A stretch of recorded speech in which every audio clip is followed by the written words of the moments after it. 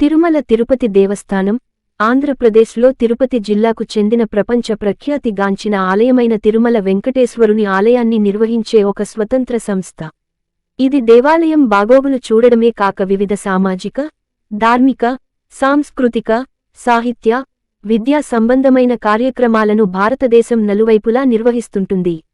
ఇది ఇలా ఉండగా, తిరుమల శ్రీవారి ప్రసాదాన్ని గత ప్రభుత్వం అపవిత్రం చేసిందని సీఎం చంద్రబాబు గారు సంచలన ఆరోపణలు చేశారు.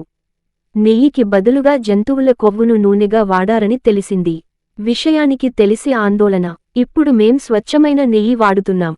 తిరుమల శ్రీవారి పవిత్రతను కాపాడాల్సిన బాధ్యత ఉంది.